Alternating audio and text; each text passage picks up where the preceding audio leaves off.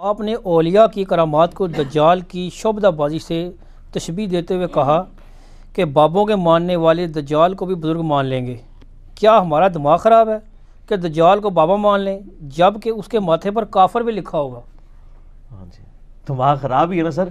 جب بخاری مسلم میں واضح نماز کا ایک طریقہ لکھا ہوا ہے اور آج تک آپ کے بابوں نے آپ کا دماغ خراب کیا ہوا ہے کہ آپ اس طریقے کے مطابق نماز پڑھنے کے لیے تیار نہیں ہو رہے، تو آپ ان چیزوں کی بھی تعویل کر لیں گے.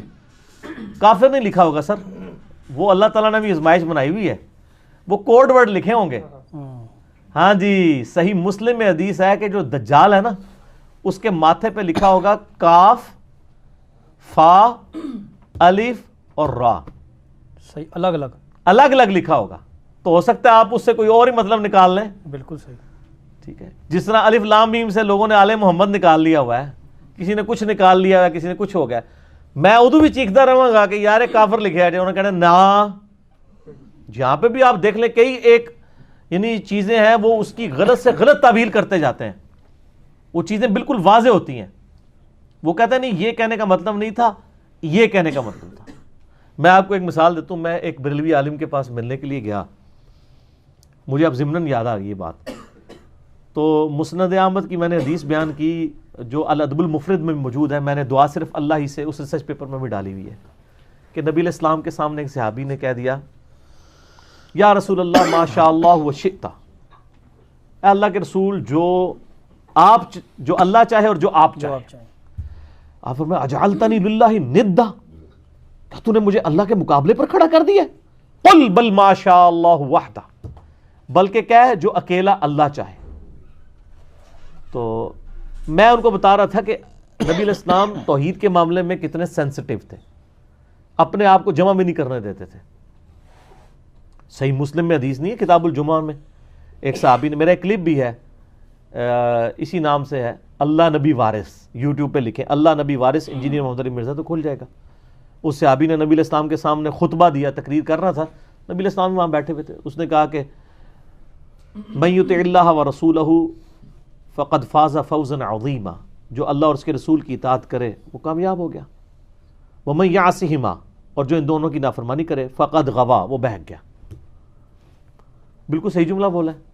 نبی علیہ السلام کو غصہ ہے، فرمایا بئس الخطیب انت، وہ کتنا برا خطیب ہے تو نے یہ کیوں کہا جو ان دونوں کی نافرمانی کرے.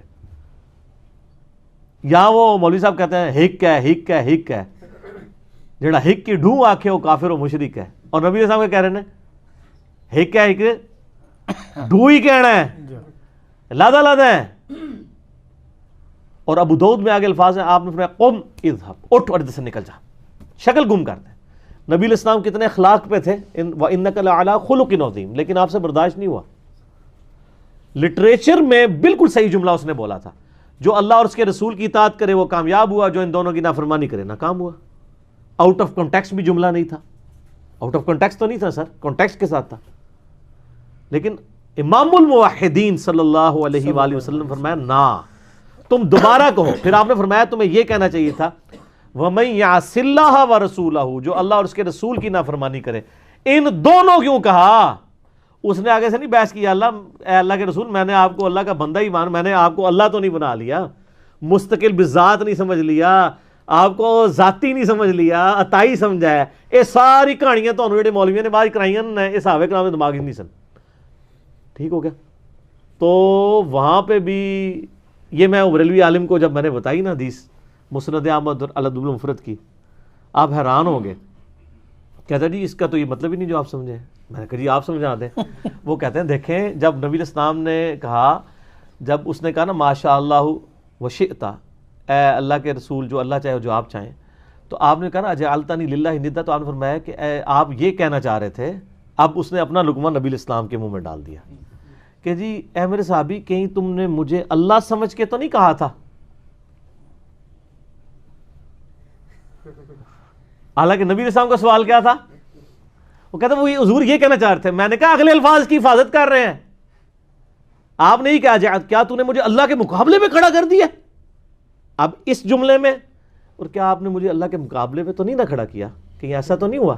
کتنا فرق ہے. وہ یہ ترجمہ کر رہا تھا سر اے تسی دجال تے بھی کافر لکھا ہوئے گا نا، یہی تعویل کرنا شروع کر چھڑو گے کہ جی یہ کاف سے جو ہے وہ فلانی سرکار، کشتی علی سرکار،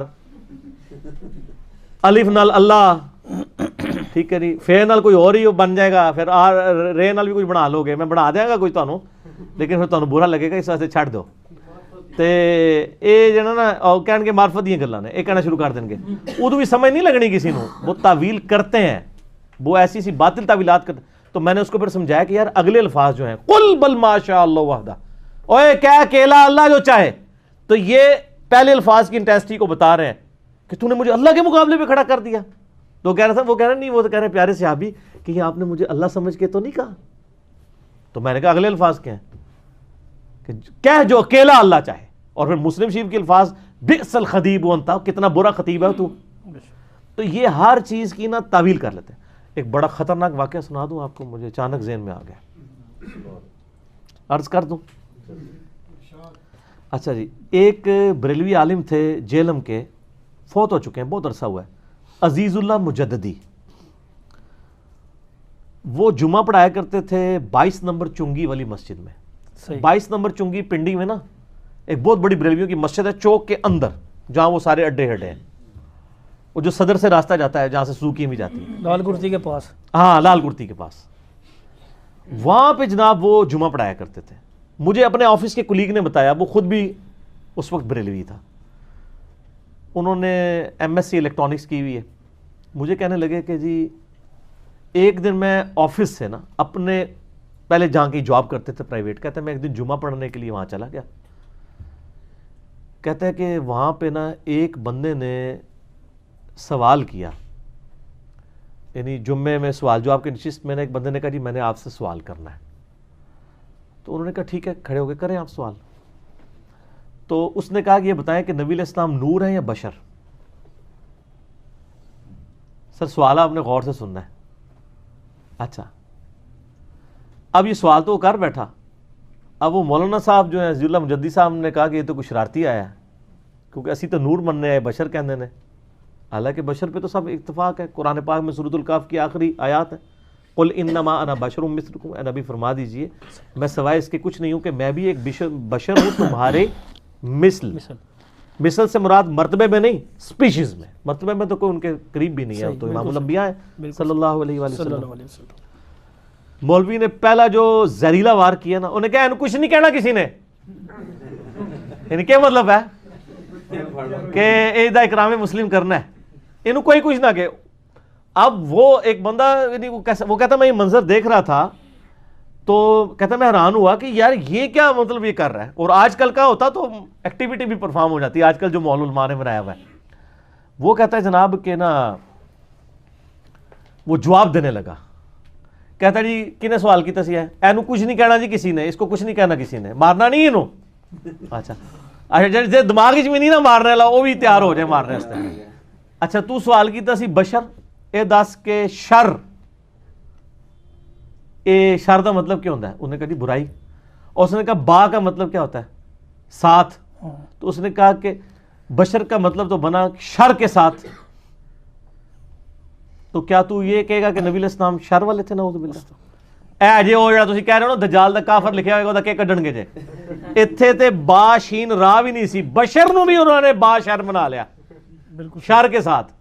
سر وہ کافر پورا بھی لکھیا ہوئے نا، کاف الف فا را، اللہ تعالیٰ نہ لکھا ہو، صحیح کافر بھی لکھا ہو پھر بھی کچھ اور ہی بنا لیں گے، ٹھیک ہے جی۔ تو وہ کہہ دیں گے یہ کافر طاغوت سے کفر ہے نا، طاغوت سے مسلمان، تو وہ جو ڈاکٹر اقبال کا شعر بھی ہے نا، کافروں کے کافر کافر خدا ہمارا، تو وہ کافر تو قرآن پاک میں آج آیت بھی پڑھی ہے نا، وَمَن یکفروا بالطاغوت، جو طاغوت کا کفر کرے، ٹھیک ہے، اور وَیُؤْمِن بِاللہ، اور اللہ پر ایمان لائے، تو بلکہ کلمہ ہی ہمارا کفر سے سٹارٹ ہوتا ہے، لا نہیں ہے کوئی الہ مگر اللہ۔ تو وہ اس نے کہا جی دیکھو جی اس سے ثابت ہوا کہ نبی علیہ السلام بشر نہیں ہے۔